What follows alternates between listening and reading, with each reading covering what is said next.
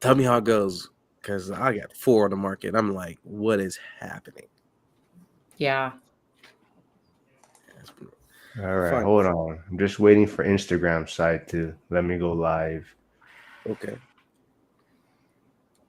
Uh, I see here. I'm Kevin. Hey, Kevin. I'm curious, what is happening with your four on the market? Like there's not a lot of traction, or it's crazy.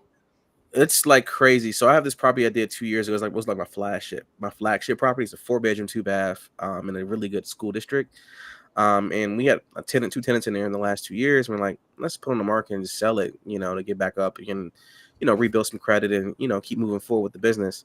And and it's been on the market since like May, and I haven't got one showing at all. And I'm Oh like, no. so I keep dropping the price, because I got a lot of wiggle room on this one. But again, it's a 4 bedroom, 2 bath in the Pittsburgh area, and it has an ensuite, which is very rare. Like you can't find an ensuite in Pittsburgh homes at all, right? And it's been like crazy. And then I have two duplexes on the market right now that I haven't, like, I'm getting traction, people looking at it, but no offers. And I'm like, yo, it's negotiable, man. You come in with the right number, you can take it off my hand, just take it. Mm-hmm. So it's been like a little bit of those issues with that, but other than that, traction, people are looking at it, but no offers yet. I just feel like what we saw like 2 years ago, like things you put on the market is gone next week. People are just being a little bit more hesitant. And mind you, I do complete turnovers, like rehabs and everything. So these aren't like, they don't need work. You just go in there, you can put somebody in there and keep going, right? Or you can house hack it, whatever you want to do. And then I have another one that I have in Oakland, PA, which is by the schools, and it's been on the market for like 4 months. Oh man.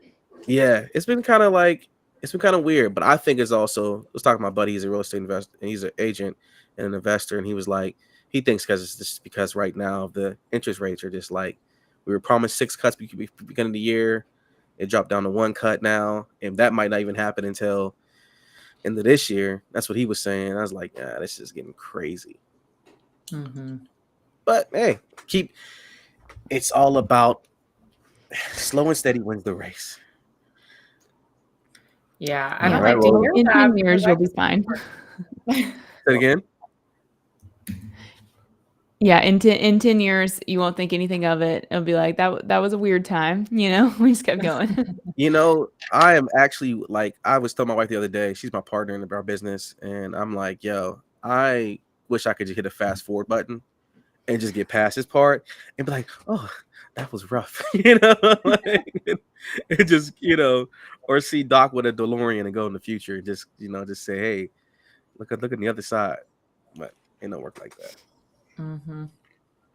all right. Well, good morning, everyone. We are live, and it's the first time Sierra and Kevin are meeting. But good morning, everyone. How's everyone doing?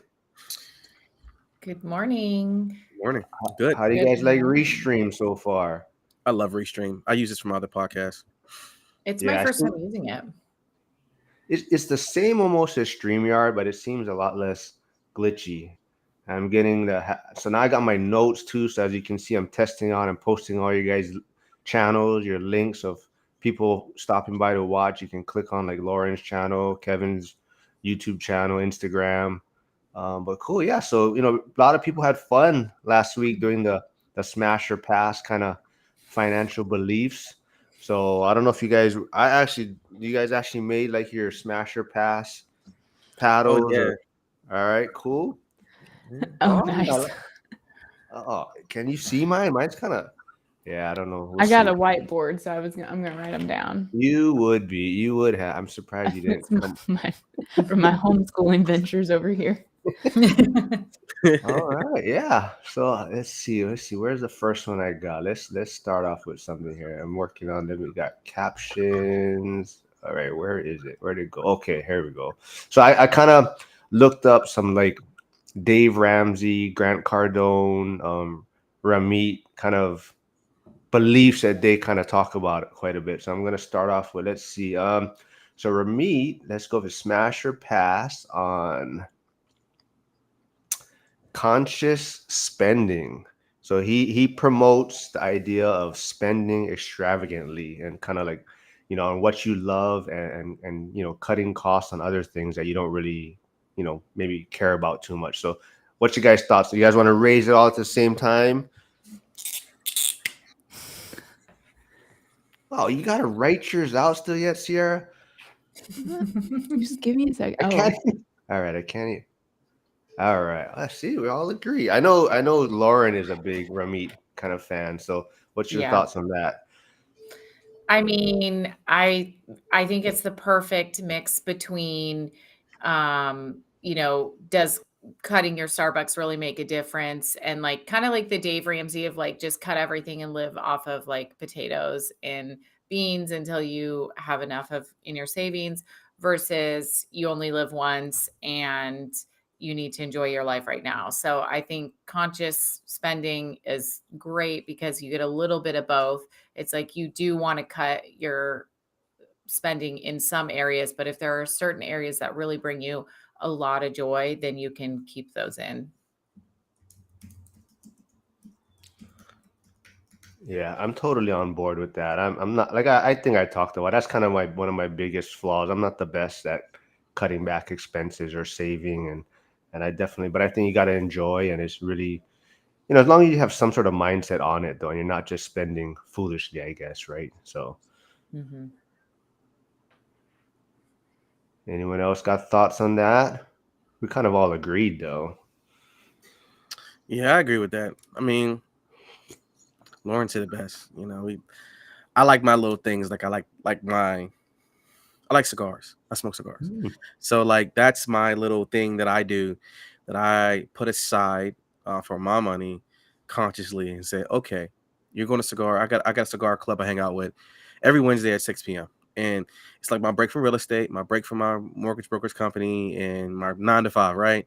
And we just get together, we smoke cigars, talk about life, and that's my reset, right? I gotta have that peace. So I think like I was talking to my counselor last week, my therapist, and one of my therapists, she was saying last week, like, it's okay to spend some money on things that, or like can reset you or give you rejuvenation or like things that make you happy, right? It's okay to go ahead and buy that box of chocolate today if you need it. If that's what you need to give you some kind of peace or kind of like get you out of your funk, definitely do it. So yeah, I'm with it. If that means buying a new BMW, if you can do it, do it. I think the only thing that hasn't been said that I would put along with that is like it's a good way to vote with your dollars too. Like if there's something that is really important to you that is a little more costly, but that's one of the ways that you want to vote with your money, then I think that conscious spending, can go a long ways. And that might maybe like shopping small or shopping local and supporting, spending the few extra dollars to do that versus buying on Amazon and having it delivered in 2 days, like whatever it is. I think all of that, what you guys said, makes a lot of sense. And I would put that with it. Cool. Just check. So, Sierra, did you connect your YouTube channel? And Kevin, did you connect yours? So I gotta wait 24 hours to connect mine. Ah, you didn't. Okay. I mean, Mine, I think next mine time is on it, connected. Yeah, I'll I be see ready. Yeah, another. it says Okay, I'm streaming. cool. All right, that was a good one. That was an easy one. I think we're all gonna agree on that one. So, let's see the next one. Ooh, okay. So this is from Dave Ramsey.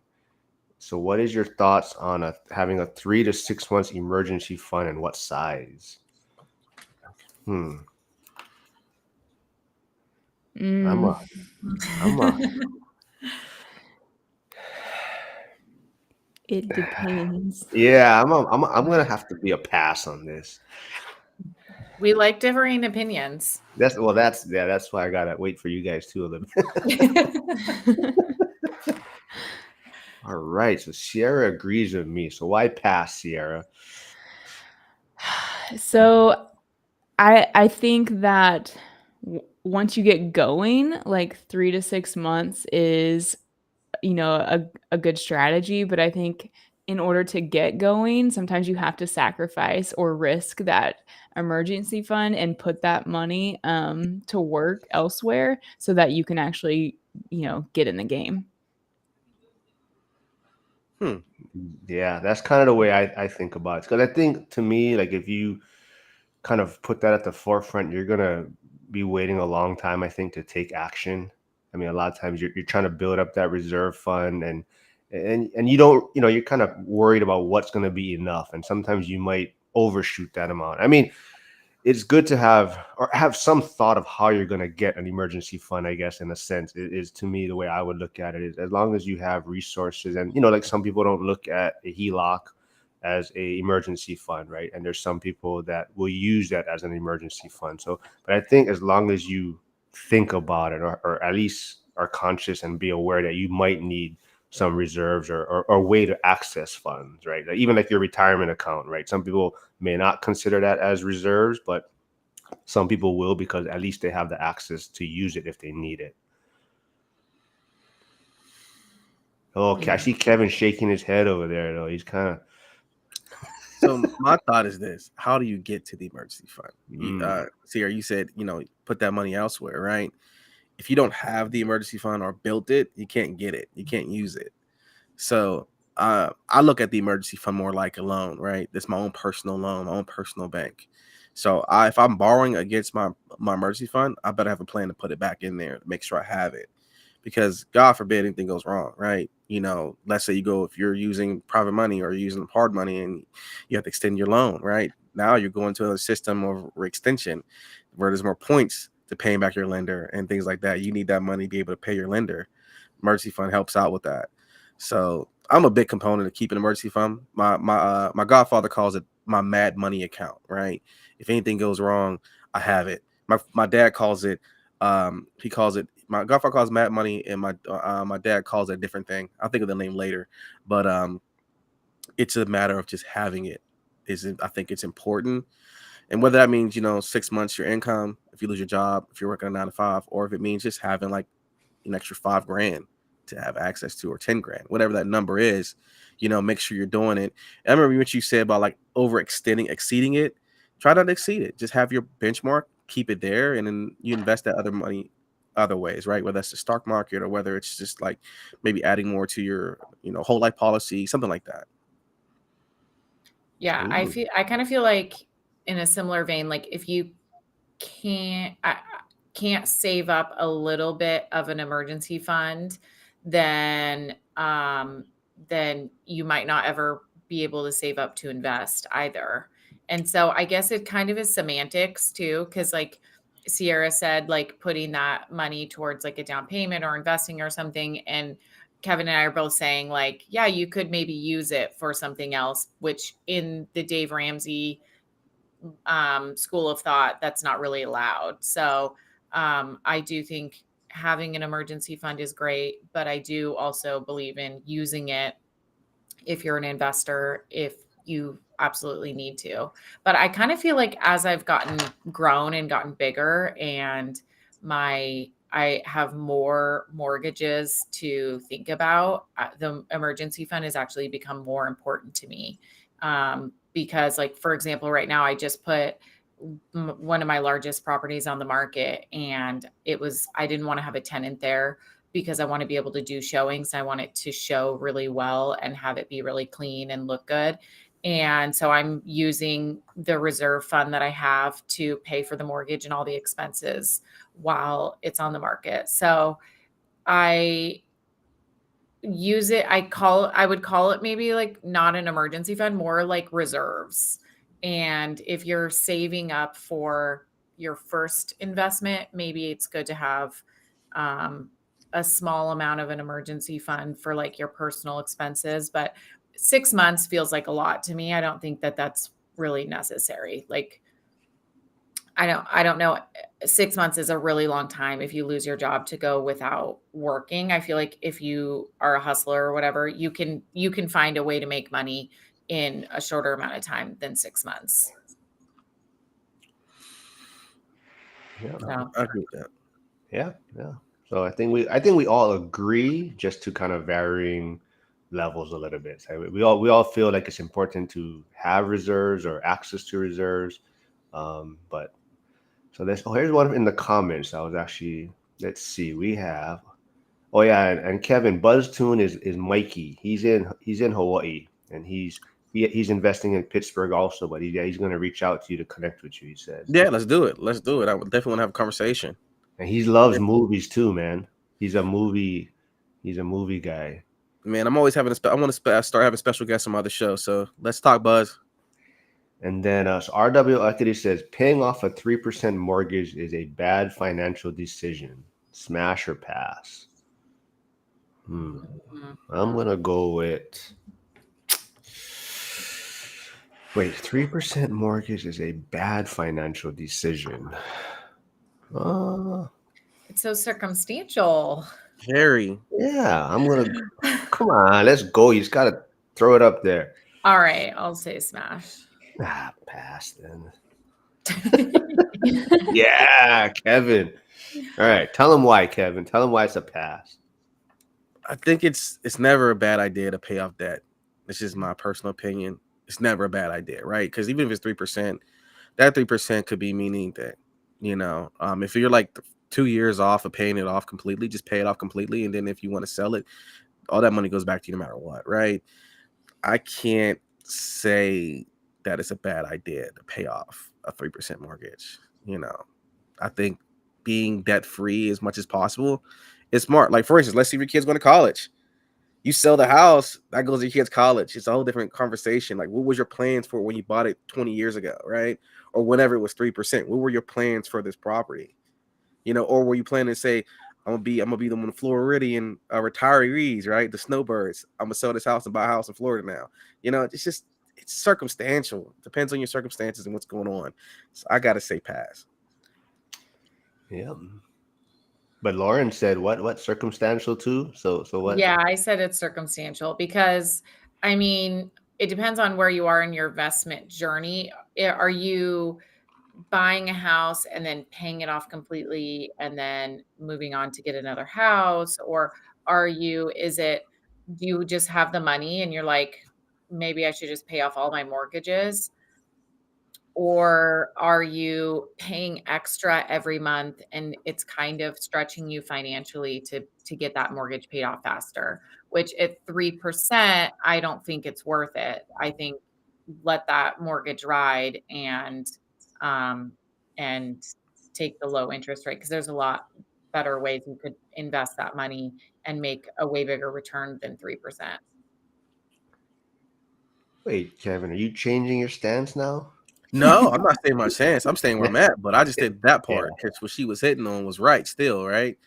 Where I think, I ain't changing my stance. I'm gonna hold on that one. Get rid of debt if you can. Yeah, but I agree with you too, Kevin. Like, I mean, it's debt is still debt, and it's still. I mean, in a perfect world, would any of us have debt? Like, if we had all the money in the world, would we be taking on debt? Probably not. So, Yeah. But there's those tax benefits, if you have that leverage and you really want it paid off, you could put someone else in there paying off that mortgage, and then you're not on the hook for that 3% because they're paying that 3% anyways. And then, yeah, I think there's just better ways to allocate the money typically. So is it a good or bad financial decision only? Yeah, I would say you could probably do better things with the money, but yeah. Psychologically speaking and emotionally speaking and situationally speaking, then yeah, of course, if knocking out the debt matters, then I'd be all for that. Man, yeah, we all had like this is kind of dope. Like that's a hard question because it's so like it's like it could go either way. Really, it could go either Yeah, way. every Like time someone talks, I just change my opinion. I agree with them. yeah, I'm like I can't disagree. Like everything both of you have said, I can't be like this is wrong. You're wrong. Now this is like it's okay. We're here to disagree. That's what's. But that's a hard question to disagree on Yeah, because it's so yeah, circumstantial. yeah. Yeah, State You know, Winning said if it's your primary, then paying it off sooner can be nice. But if it's a rental, which is a good distinction, like if it's a rental, let the renter pay it. oh yeah, Kevin, you should reach out to Stay Winning Podcast. He said, have you seen any of his movies? But What He has a movies? good YouTube channel also, so go check him out. All right. Yeah, man. Hey, there's my Instagram. Shoot me a DM or whatever what they call it these days, and hit me up and let me know what movies they are. I'll check them out. I'll do a review. And he says, yeah, if you can pay off a price. Yeah, I think a lot of it too is just, your comfort level too, right? It's kind of just like some people just don't want debt, right? And it's, not wrong to pay it off. And some people, like you said, it's kind of sleep well at night, right? If it helps you sleep better or you're more comfortable that way, then, like they said, personal finance is personal, right? And there's really no right or wrong, but I think definitely if you're trying to grow or scale, focusing on paying off debt first is really gonna kind of slow you down or hold you back a little bit. I agree. Let's see what else we got here. Yep, Strive for 25. Thanks for stopping by. Okay, I don't know if I asked you to, Kevin. Do you know what HMU stands H, hit me up. for? Someone says texts you HMU. Yeah, hit me up. Right. Yeah, see, yeah. No, that was an instant. Yeah, hit me up. Right. Joe, yeah, it was on a live, and I forgot, someone texted that or someone put that in the comments, and Joe was like, "Hamu, Hama." He's like, "What?" But let's see. Where's the other one I want? Oh, this is the one I like. So, smash or pass on diversification. Like, are you going to focus on one asset class or focus on one, just strictly real estate? Or are you going to go all in? So, what's your guys' thoughts on diversification? Oh, sorry, wrong one. Here we go. Oh, man, Kevin. Hey, what? Yes. All right. Yeah. See, Sierra's always cheating. I know. I'm glad I did this whiteboard thing. I can customize my answer. All right. So I put pass. So who put smash? I saw Kevin. Did you put smash also, Lauren? No, I put pass. Oh, okay. So Kevin, why smash? I mean, diversification, in my personal opinion, is like you need more than one stream of income, right? And if you're able to do it, right? I've always, like, in my business, diversified, right? We started in real estate. We went from just buying homes and renting them out to doing a few flips here and there. And then we also have done like our mortgage brokerage company now where we are, we're a broker, right? We're working with lenders and helping people, refinance other deals. I just have a thought behind of like, I even got investments in like stocks and stuff like that. I really have a huge belief in like, if I have my money split up and it's working for me when I'm not working, it works good for me. So I'm just a big person on diversification. I just feel like, but who's that stream with? If they say you need 7 streams of income to maintain be a millionaire, so my goal is to get 7 streams of income. In fact, I'm having a conversation tomorrow with somebody about a business idea for an app. So I'm always looking for that next thing that's going to help me get to that goal of maintaining the lifestyle that I like. Again, my wife coined the term of occupational freedom. I want that, and whatever I have to do that, that's what I'm gonna do. But Yeah. would you say you would just focus on real estate, like one asset class, or would you diversify doing real estate and stocks, crypto? Like, would you be trying to focus on all these different asset classes, or would you focus strictly on one? So my thought is this: what can you do to have that works for you with minimally, right? Who can you pass it off to if you started? So if I started, if I want to do like stocks, and right, I can buy somebody to be a stockbroker for me and give them the money and they can handle it for me, where I don't have to so much be on the in and out, eye to eye. Like real estate takes a lot of your attention sometimes, right? When especially you got tenants and toilets, right? You got all these issues happening. So it depends on what you can do and how you can, so to speak, like delegate. That's how I look at diversification. If I can delegate it, I'm adding it. If I can't delegate it and it takes all my attention, I have to wait until one part of my business is grown till I can add that part of that business as well. Like it took me 2 years to say I want to be a mortgage broker. because I had to wait until my real estate business and I got a property manager and all these different things are kind of like leveling out where I can be like, oh, I can do this too now. So I guess I'm leaning more so to what Sierra said, pass first and smash. So I guess I'm kind of inching to that. So let me just go ahead and change my statement. See, All right, cheats. here we go. Yeah, that, Yeah, that's exactly my thoughts, is that yeah. at I kind of fucking first, like, you gotta kinda have a little more tunnel vision, and you can't be spread too thin, or you don't get a lot of traction, and, at least in business, it seems, like I've had better luck, like, really, honing in on one specific thing and serving one specific, ideal client, right? And then, like, the more that grows, then you have these opportunities to diversify from there, and then it makes a lot of sense to not have all your eggs in one basket at that point. Mhm. Yep, exactly. Yeah. I mean, Yep. I was saying pass, but even in saying pass, I still do have some like investments in the market, and I have like a Roth IRA and an index fund, and all these other things that I am doing.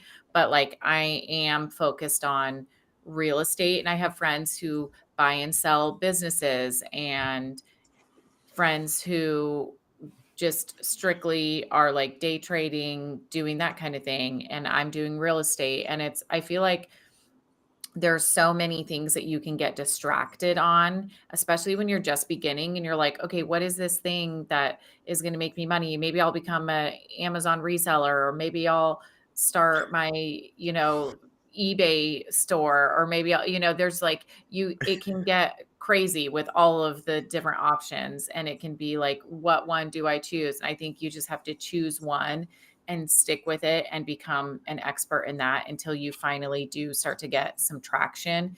And then once you get traction, I feel like at that point you can decide if you want to like shift a little bit. Maybe you started in real estate, you started wholesaling, and now you're doing fix and flips, and now you're long-term holding and doing Airbnbs, and it just kind of grows from there.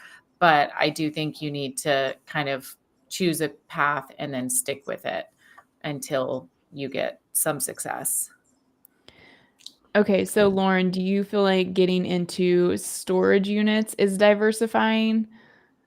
Mm, I feel like that's it's like yes and no. It's still in real estate, but it is different because it's commercial and it's a business but Mhm. I don't really feel like it's truly diversifying because if the market goes down for real estate, or things are getting stagnant and stale, like I feel like it's going to be on trend with every other type of real estate. So I kind of don't see it really as diversification. I got a question. So my thought is this.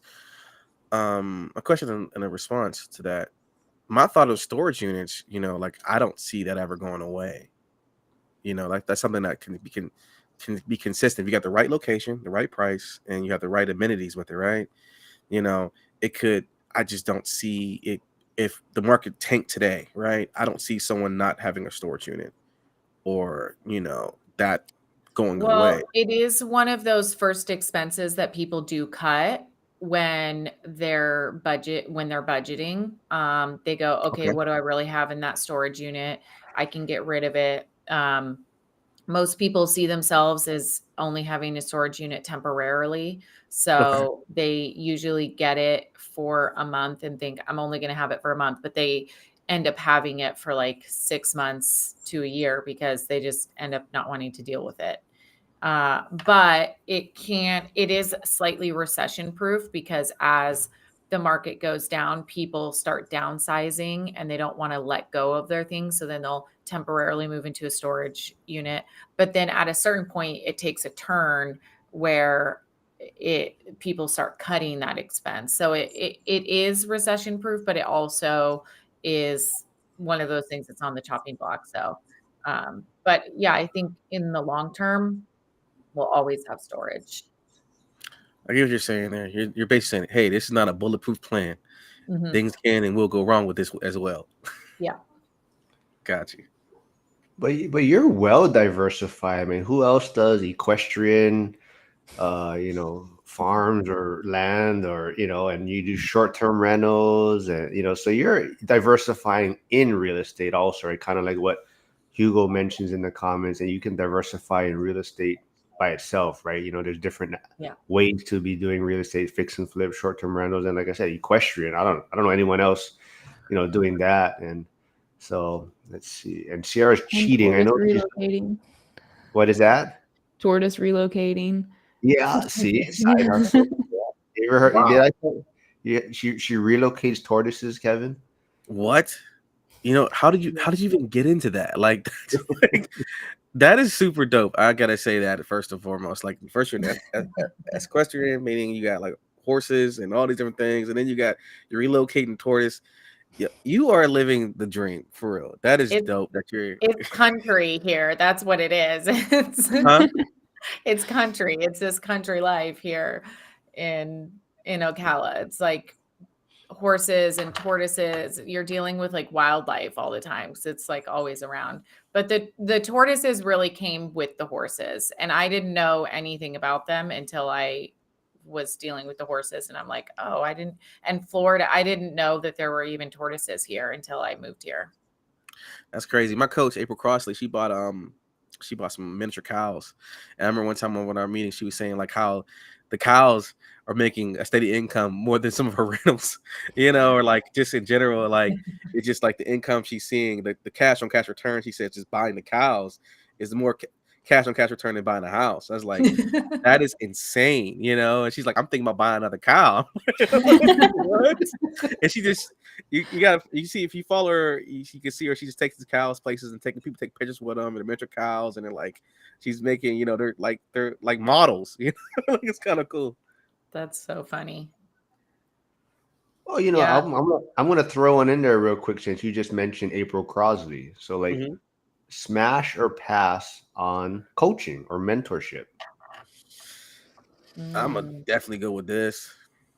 Let's see. This is so hard for me. I know. I'm on the fence. So if everyone's smash, I'll go pass. I'm going pass then. Oh, Okay. Sierra's a pass too. In both. Oh, you're. Yeah. I know what Kevin's gonna say. So it Mhm. sounds like you have a great experience with April Crosby. Absolutely have. I wouldn't be in real estate. I wouldn't be doing what I'm doing. I wouldn't be as successful as I have been while having a coach personally, right? Can't speak on everybody else's circumstances or experiences with coaches. It's about doing your due diligence and just having a connection with your coach and just understanding them and following their instructions. I look at coaching like college, right? It's only going to work for you if you put the work in. College, you go to college tomorrow, you miss all your classes, by the end of that semester, you're going to fail. But with real estate or coaching, you listen to your coach, you do everything they tell you to do, you follow their instructions, and you just kind of build your own like network, right, in the community. It kind of helps you a little bit more because, like, my coach, for instance, she doesn't live in Pittsburgh, right, but she lives in the western part. I mean, the more eastern part of Pennsylvania, right? But I took the time and said, I'm going to find other investors in my area to help me navigate these issues that come up in Pittsburgh because issues I have in Pittsburgh, she might not have where she's at, right? So it just takes that due diligence in yourself to say, I gotta also find investors in this area, so that way I know what to do. My coach can help me navigate like how to find the money, how to use the money, but she can't help me find the contractors. It's up to me to do that. It's up to me to make the connections. It's up to me to do the other part. So that's why I love coaching. That's why I love being a student because I'm benefiting from it. But I can see why some people like there's some scammers out there. People are getting scammed daily. I'm on YouTube every day. I'm not saying these guys aren't doing it, but I'm seeing people say, I'll teach you how to make $10,000 in wholesaling in 2 months. I'm like, I'm not saying it's not possible. I'm not saying it can't be done, but it ain't happened for me. So I just look at it a little like you gotta be careful, right? You gotta just see and hear and then actually see like talk to people, right? You got a tangent. Go ahead. So Buzz Tune is very shocked that Sierra's a pass on this. So Yeah, and Have this you is a done hard one for me. coaching?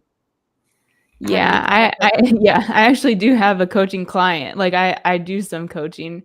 Um, so I think if you need the accountability, it's 100% you should get a coach. Like if you just do not have it within yourself, but this is where you have to really know how you're wired, because like for me personally, like for I just know myself well enough that like I feel like I can go find the information that I need and do that on my own. Typically, I have most people who are supposed to be helping me on my journey, like I end up having to figure out what it is they're supposed to be doing too, and like it's just not been my experience to have a great coach. At the same time, like I 100% probably would not be investing in real estate right now if it wasn't for Michael Zuber and the One Rental at a Time channel, but I never paid for his like coaching services. Like I just learned from him. And so I think having a teacher or having a mentor is great. Do you have to have a personal coach or like be in a coaching like group? I don't think so. Unless like you really are the person who's just like, I don't know what to do. I have some money or I want, this kind of financial freedom and I need some guidance there. But a lot of us are, at least in our circle, I feel like are really self-driven and self-motivated and like can go figure those things out and are going to get the information whether or not they have a coach. So I think it just is about knowing yourself. Yeah, I feel like it's depends also on like the person. Like I do think having a coach can make a huge difference, and just like a mentor, really. I would use the word mentor more than coach, because a mentor just feels a little bit more like elevated, and versus like coaching to me feels like, oh, here, take my course. And I associate that more with like kind of these people on Instagram. I see so many people with coaching courses that I'm like, I know you in real life and I know you don't have enough experience to be asking people for money to be coaching them. And so there's a lot of people who don't really care where they are in their journey or how much experience they have. They'll pretend, they'll fake it till they make it and pretend like they have way more going on than they do. And but at the same time, if you can get around people who are just at a different level and you can increase your network and get around people who are doing things that you want to be doing, then I think that's a huge benefit. Like your network is your net worth. I do believe that to a degree. Like, of course, don't go cut out your like hometown friends or anything like that. But if you want to be in real estate or you want to be investing, get around other people that are investing, and it's almost inevitable if you really, really do want it. So I'm a little bit of both, because they're like, do I think the Instagram course that you're going to take is going to change anything for you? No, you could have gotten that information for free on YouTube. But if you can find a great mentor, then I think it's worth it. I do want to clarify that my coaching was not just YouTube, right, or just Instagram link. She actually gave some courses of study that she went over and taught us, but we also had weekly meetings. She was very hands-on. I can call right now and have a conversation with her, and she'll walk me through how to get out of the situation or what steps I need to take to protect a lender or whatever it may be. I feel like my coach or my mentor, she gave me and my wife a lot more access than you might get from another person you found on YouTube. So maybe my experience might be skewed because it sounds like to me the experience I got with my coach April Crossley, my mentor April Crossley, is not unanimous because like we also had like when she was on heavy, we had every quarter and every like between spring and fall we had a conference we would go to. All of us to get together. It was a our group of coaching students and we all got together. It was like really eclectic. It was really dope, and it just kind of like gave us it was really awesome. So my Yeah, you experience, get a whole new network. You get access yeah. to somebody. And that's the thing. It's like, how much access are you going to have to that person? I think is a great way to, like, if you're deciding, do I want to do this or not? I think that's a great question to ask yourself. Like, how much is it going to be just some YouTube channels and some courses, or am I actually going to be able to ask specifically when I'm looking at a house, do they think this is a good purchase or not? And the cool thing, she also gave us like a deal analyzer that came with it that she custom made, and it's bonkers how good it is. And I still use it to this day when I present my deals and things of that nature. And just the access we got with it, my experience was way different, guys.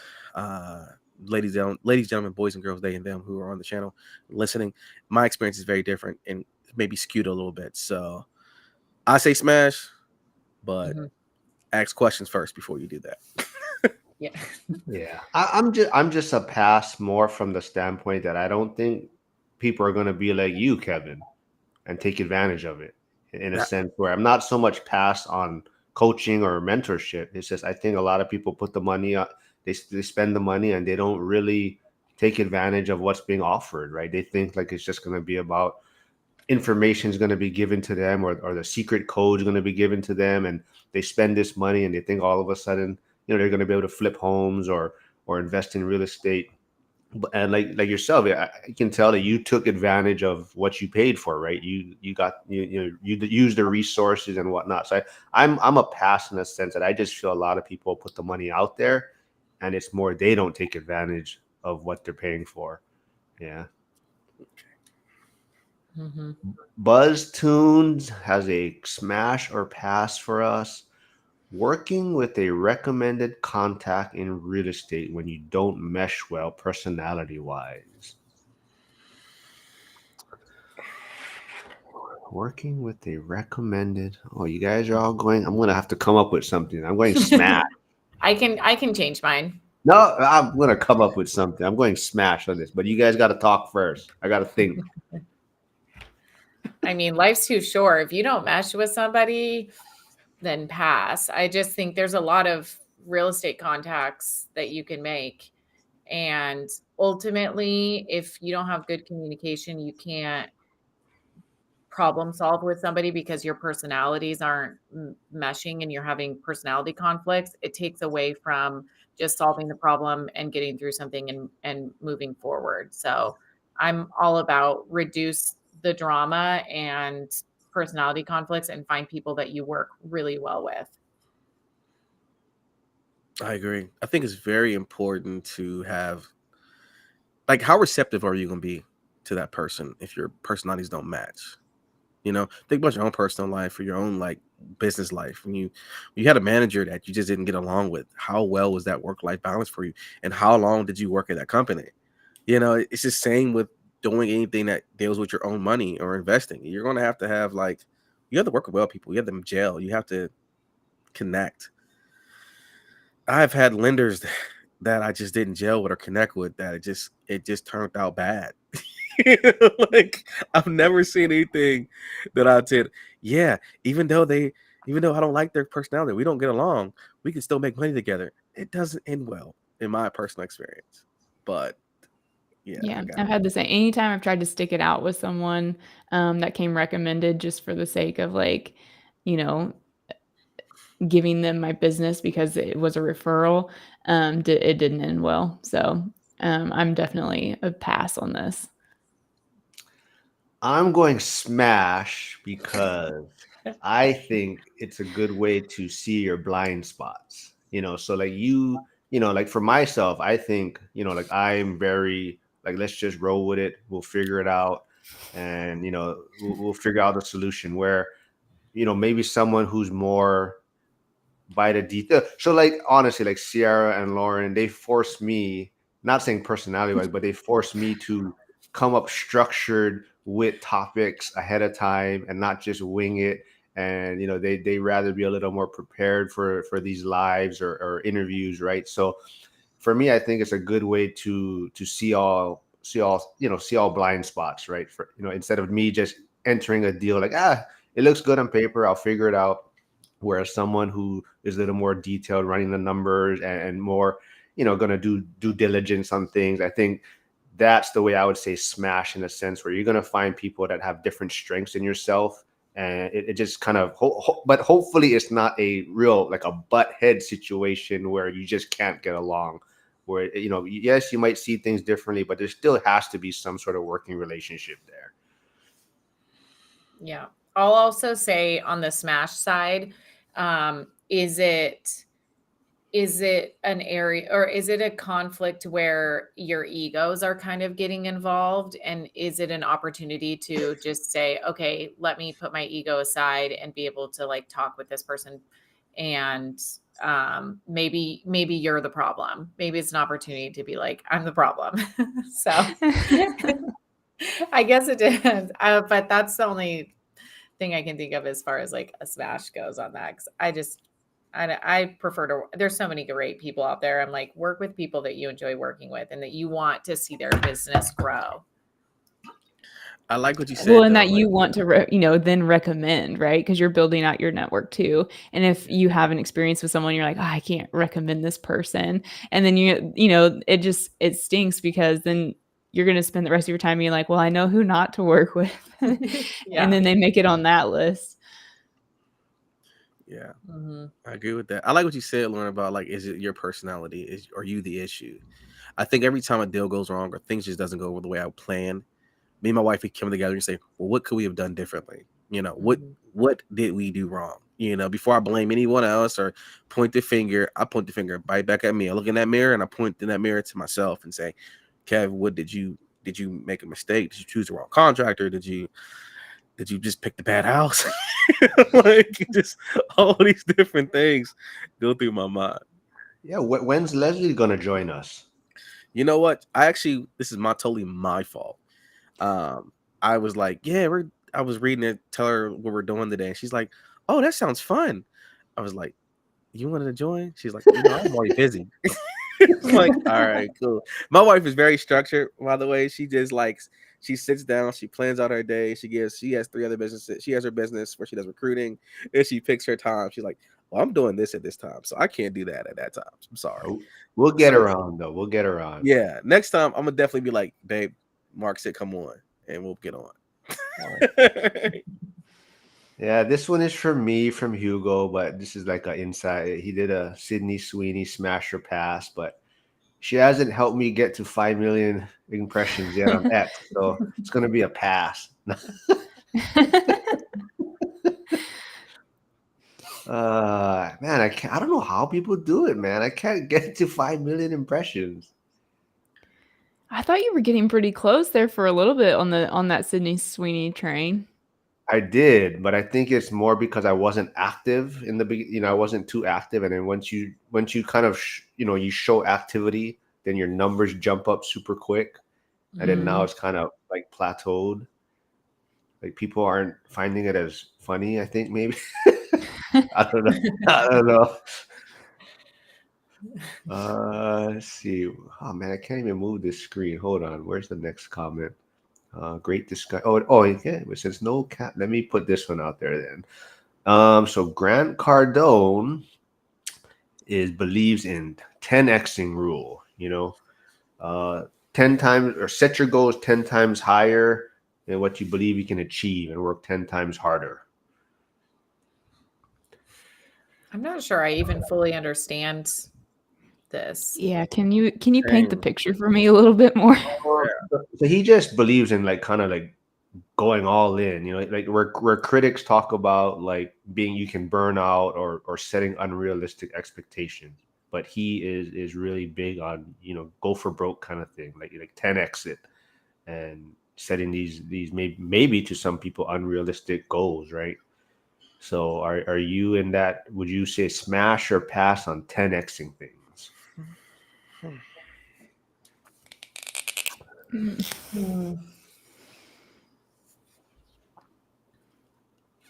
One. I don't know. I mean, I could Sierra, really go Sierra, either way. I'm not. Sierra, just put it down, Sierra. You're I cheating don't again. Oh, come on.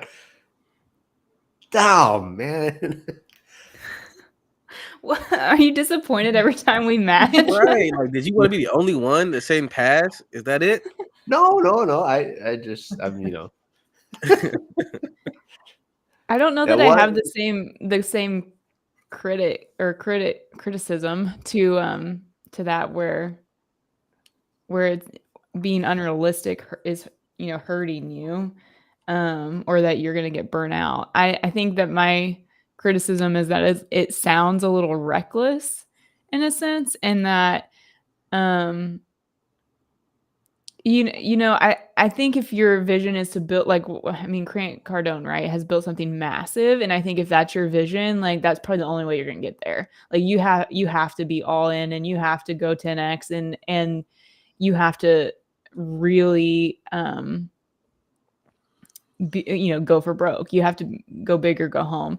I don't think that that's like the freedom that most people are after. That sounds like a lot of responsibility and a lot of weight, and it's its own kind of lifestyle. So I don't think that that generally applies to most people, I guess, is where I'm a pass on. Yeah, I'm a pass more so for where I'm at in life.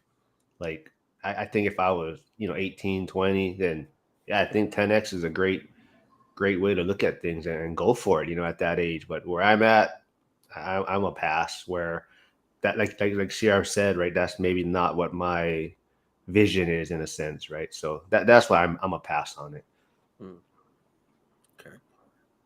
Yeah, I would say I'm a smash for um not limiting yourself on what you think you can do. Like if you think, this is my goal, 10x it, because you're probably capable of a lot more than you even realize. And once you get started, you might find that you can exponentially grow more than you realize. So I'm a smash on that part of it. I'm with Lauren on this one. I'm smashing it all the way. Why? Because me and my wife, when we first started joining our coaching program, we're like, will we buy one house? And like our coach is like, absolutely, you'll buy one house. Well, that house turned to 10 doors in the year. And now I'm at 26 doors and counting. I have a mentality where I'm like, before my daughter passed away in March, we were like very aggressive on goals. Like, I mean, I was going hard in the paint. I probably see prior to March 16th, I probably would see 3 to 5 houses a week, just a week. If I get 10, I see 10. I had a house every day I was looking at because I was just aggressive with my goals and aggressive in how I buy and how we buy and what we want to reach. The goal for this year was to get 25 doors. So uh, circumstances change because of tragedy. We're not going to get 25 doors. I'm thinking like took a little step back. So I might get one more door this year or two more. But if tragedy didn't happen, I would have been staying the same trajectory. Because just is how aggressive we are about our goals, because I have that philosophy, shoot for the moon. If you miss, you amongst the stars. I want to be with the stars, baby. I want to be in the next galaxy because I want to go further and further than I could possibly go. Because I just feel like if I don't hit the benchmark, I don't punish myself. I Mhm. look at it like you did your best. Last year we wanted to add 20 doors last year. We had 15. And I'm like, oh, I got 5 more. I was like, I'll get 5 more. Let me find out who's selling a 6 unit, who's selling a 5 unit. That's what I was thinking. So, and I didn't get that goal, but I still was proud of where we ended, even though I may not have gotten it.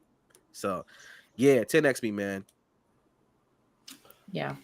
I like Do the you idea of, taking advantage of life. I think there's a lot of, it's easy to go like, oh, I'll get to it next year or I'll do it tomorrow. And that kind of like mentality of putting things off. And so I do like, that's one reason why I like my calendar, because it helps me realize like how quickly time is going by, and making your goals a little bit bigger might actually push you to create some pressure to make you take action today. Yeah, I was gonna ask, like, do you feel like you need to have the bigger goal to keep the momentum going? Because I feel like I'm operate where I keep better momentum if I just keep doing the next right thing. I'm like, well, what is that next thing? And like not even thinking about like how far that's going to get me, because I know that I can get a lot farther if I don't think that I have all this time to get it done. And I'm like, well, what is the next move anyways? And like just tackle that as soon as I can. So do you feel like you need the grander scale to like keep that motivation going? Mm, I don't feel like I do. But well, I don't know. I think I do need something like, what is this all for? Kind of thing. Like, okay, what am I Yeah. working towards? I do like to have like a goalpost out there, but I also kind of like to have a goalpost that's like a little bit closer. That it's like, okay, this is, I'm going to work really hard until I get to this. And then I get to that and I'm like, okay, I'm going to work really hard until I get to this.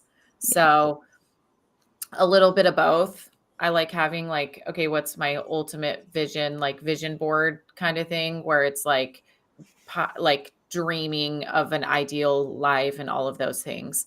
But then I do also like to have goals that are like closer, a little bit closer to now.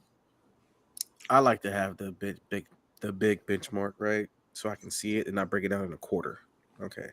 So like, okay, 4 quarters, this, or however I do it. This is how, when I want to have this many units, or this is when I want to have this many doors, or this is, or each month, like I have a goal of how much I want to do in mortgage brokeraging, right? Like how many deals that I want to help people refinance or get hard money from, or like business loans. So I have a number every month of what the goal is, and I got to get that goal or reach to it or get close to it, right? So um I need it. I need numbers. It's a numbers game. We know this. We're in real estate. We're investing. It's a numbers game no matter what you do. I was used to sell health insurance. I mean, in life insurance. And they always said it takes 25 touch points to make one sale. Right. So I have to look at the same thing. I translate that same mindset in my real estate world. Like I have to see I have to see 25 doors every day. I mean, every month just to get one that I like or one offer accepted. So trade better. He has a smash or pass. Um, you want to buy again in your current buy box?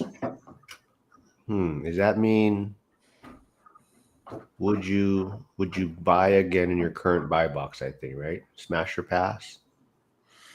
Hmm. Okay, would you buy again in your current buy box? Is that what we're trying to say? Yeah. Okay.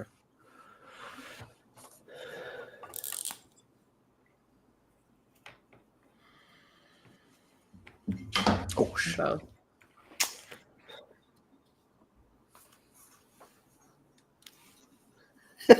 You just want to be you.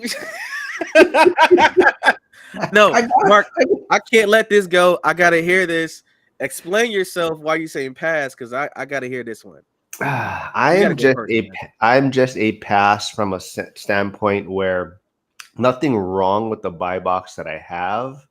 I think now that I've done it and seeing like I guess maybe how well I connect with people or how well that I'm able to reach out to people or build relationships.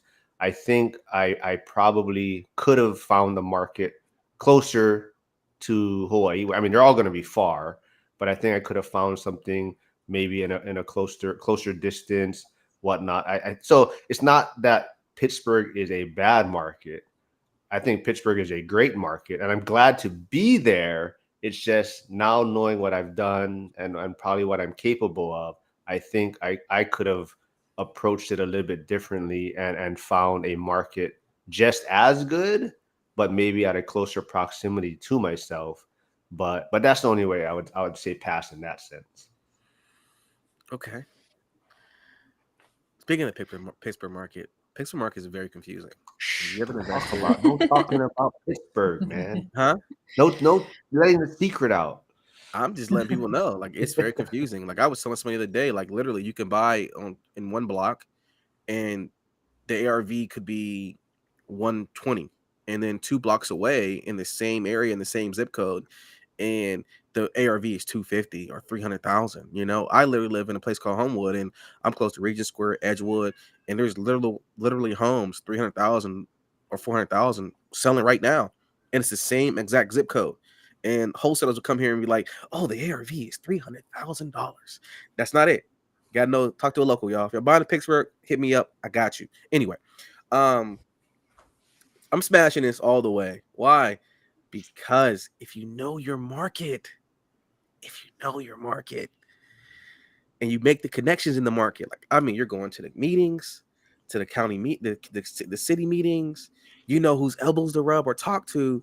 You have an advantage in the market. It's important to know it. I love right now. I love buying in Wilkinsburg. Wilkinsburg is right like a nice little suburb growing in Pittsburgh. It's a little tricky too. Like the market's a little tricky there too.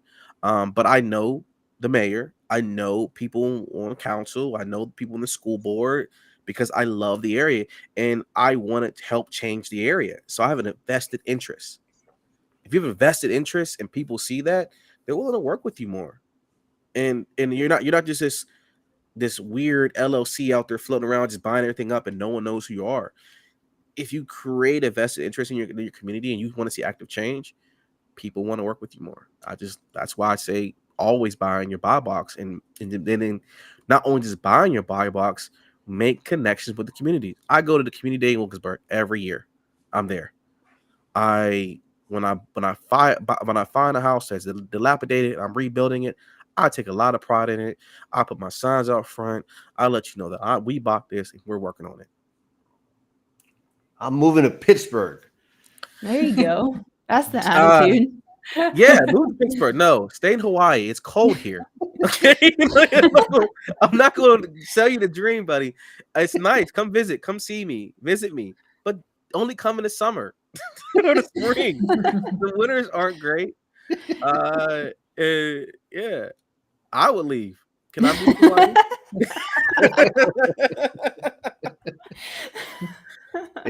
Guess what just popped up on my screen? April Crosley is going to be in the One Rental at a Time school community tomorrow. She's doing a interview or session. So I'll bring your name up to her and see if you're Yeah, one of her ace students. that Yeah, man. see what she says about you as a mentee. Hey man, that's the goat, man. My mind, she's the goat, man. Y'all want to just like. I love April Crossley. I love Yeah, everything she teaches. I'm kind of disappointed that she's not on as much on One Rental with Zuber. So that's why he asked like who we'd want to see in the in that school community, and she was one of the names I mentioned. I said, "Oh, I'd love to see April Crossley back." So she's gonna come on tomorrow. Dope. Uh, Sierra, let me hear yeah. from you. I want to hear from you, Sierra.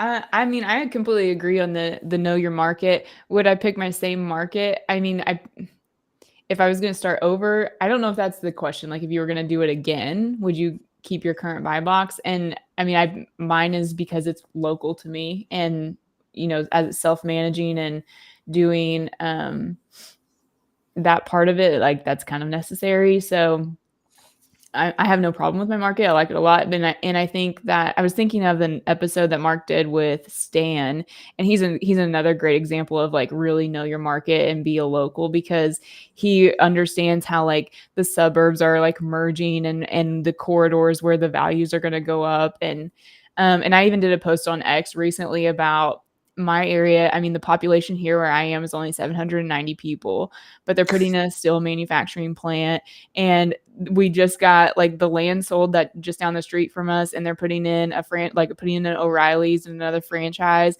And I'm like, something's going on here, and I don't know what it is, but like people don't build businesses like that in towns with 790 people. So I'm like, there is something like happening, and I think that things like that can switch me from being like, okay, we need to keep this as a rental, where I'm like, maybe we need to keep it for the equity sense. Like there's something like that, the market is shifting here. And so I think knowing your market and knowing your buy box, I mean, you really do get a leg up on things. I don't think you necessarily have to have that if you're just playing a numbers game, but it allows you that insider knowledge to really exponentially grow and take advantage of what you know. Yo, I love everything you just said. And the reason why I love everything you just said, me and my wife, she's from a small town, and they literally just built a FedEx facility out there.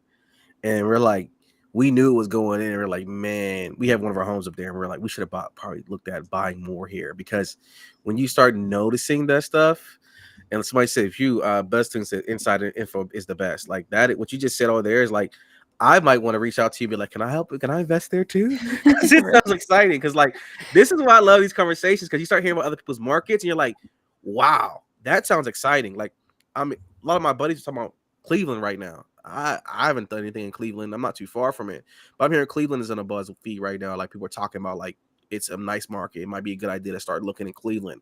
Cleveland's doing make some changes. So I don't know. It's dope. All right, so we got to wrap it up soon. So this is going to be our final smash or pass. And I'm surprised, like Lauren and Kevin killing me. They didn't know who this girl was, or but wait, hold on. Trade Better has one more. You're up. Oh, trade. Well, hold on. I'll do Trade Betters real quick. What is he saying? Want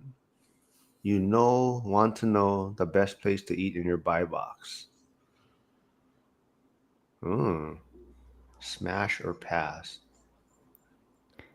We talking about literal food, like restaurants? I think if you're a real estate agent, you better know the best place to eat in every zip code. Yeah. Yeah. I just always want to know the best place to eat. So I'm a huge smash here. Yeah, absolutely. Yeah, I'm definitely going to tell you smash for real. If you're going to visit Pittsburgh, I'm not going to say it's the best thing since sliced bread, but definitely go to Permani's just for the culture reason. You know, putting fries on a sandwich is such a Pittsburgh, Western Pennsylvania thing. Do that. There's a place for get some pierogies. I'll tell you where to get that if you need to know that. And yeah, you got to know it, man. Because guess what? You want to meet people at places, and the best time to have best conversations when you're eating. I think it was Sam Walton. He sat down with the guy who created the first idea of like what Sam's Club and all these places became. I can't remember his name right now. They had a dinner, and that's how he came up with the idea to create Sam's Club. Yeah, that's awesome. You know, well, when me and Mikey come visit you, then you can show us around, man. Got you. I got you, man. Let's kick it. All right, here's the final smash or pass of the day then. So hopefully everyone out there knows who Hawk Tua girl is, and if it's a smash or pass, if it was funny. What? If it was funny? Yeah, just if it was funny. I mean, like, you know, was it? I'm going smash all day on this one. I'm just going to say pass, because for the virality of it, I was like, well, I didn't know what it was until before this morning, but Yes, but I was like, wait, is this it? Yeah, she broke the internet, man. We break the internet for the simplest things in this world. Oh yeah, it takes very little to break the internet. I mean, I'm glad she got popularity. I just found out Conor McGregor's following her now on Instagram, which is cool. I'm happy that she's getting this notoriety with this, but I didn't think it was funny. But hey, somebody else did. The world did. The world did. Supposedly she lost her job. I don't know if that's true. I'm sorry, she's like a preschool teacher or something, and supposedly she got fired. Yeah, but then she has all kind of merchandise now. She has like Hawk Tour 2024. No, I don't know that it's her merchandise. Oh, yeah. Oh, yeah, that's true. But no, so that's what I was gonna say. Is that's why I was a smash on, is because like that's, you know, as someone who creates merchandise, like I immediately put out products that had the saying on it, right? So like following the trends, and like my Etsy shop got way more views as soon as I put out something with that phrase on it. So I mean, as far as riding the trend goes and riding the virality and like, you know, getting in on that, like smash all day long. Like if it's funny to people, then you know, I try to do something, with class. Like, I don't want to be disrespectful to her, but it is unfortunate, like how my only thought is just like, man, we really are recorded, and you never know. Like, you really do have to give it some thought before you hop on a microphone and put yourself out there. Yeah, I just want to say this. I can see why you said smash because you benefited from this. I had to change my mindset on things because I didn't benefit from that moment. I made no money on that moment when I could have. Now that right there, ladies and gentlemen, boys and girls, they and them, is an investor. That's an entrepreneur. That is someone who's intelligent and knows how to ride the wave. I have to learn that. Teach me your ways, please. That's but BuzzTune says, yeah, he's like, what did I do wrong to see this in his algorithm? Oh, I get so much in my algorithm from Mark sending me stuff. That's what you've done wrong. What do you Oh mean? man. The cat video, the cat with the hands, they're all in my algorithm. My Hey. whole feed is cats now. Cats and See? Crocs. So that's And Cats and why Crocs, yeah. Trade Better thought the final smash or pass was going to be on luxury Crocs. So I don't, what, Kevin, I don't know your thought. Are you a smash or pass on Crocs? You know what, man? I'm gonna be real. I've never wore a pair of Crocs in my life. Never. You're off the show from now on. I don't think I can. Hey, invite hey, you man, back. I'm We not love a that. We Yes, support yes. that. We applaud you. I just never got into it, man. I'm a sneaker guy, and I just started wearing sandals. So now I got these little thong sandals, man. I got from when I went to Jamaica, and I'm like, I wear them every day, So I never just thought about Crocs. Now, don't get me wrong. When they made them Crocs that looked really dope a couple years ago, I forget who did it, and they did with some designer. They were dope, and I thought about it, and I was like, no, I'm still wearing my J's. So since you're a movie guy too, you should go do a review on Idiocracy. Idiocracy, yeah. So it has a part, I guess. There's Crocs in there, but there's a story behind why what is it, the costume or produce or whatever, they decided to use Crocs in that movie. Yeah, they wanted to come up with a shoe that was so ridiculous, right? That no one would ever wear. And then they caught popularity, and now like everyone wears them. And you think about it, Stop. Is that where they came from? Yeah, Mhm. so it was like Crocs was still kind of a startup at that time. So Mhm. whoever, they had a low budget, and they're like, "Oh, we're gonna use these idiot person looking shoes that nobody's ever gonna wear, and we're gonna put it in the movie." And then it's like Crocs took off after that. That's another funny. thing about Crocs, man, that blow me is like it got holes in them, man. It Yeah. rains here. Yeah. You feel me? Like, it just doesn't make sense for me in my lifestyle. Like I got caught in the rain with my sandals. I was mad. Like, I gotta drive with these on. See, BuzzTune knows he get cats and Crocs too in his feed from me. Yeah. All right. Well, yeah. Well, that was a good way to end it. I think, I didn't get to see any Hawk Tuah merchandise, Sierra, but I posted it on X. I made Go a to her photo Etsy with her shop. face on it. I didn't see. I gotta go look back then. All right. Well, this was fun. Yeah, we'll get Leslie on next time, and we'll Sure. do this again. Yeah. So yeah. Excited. Thank you All for having right. me. No, thanks everyone. Good to see everyone. All right. Yep, Good to see nice to meet everybody. you, Kevin.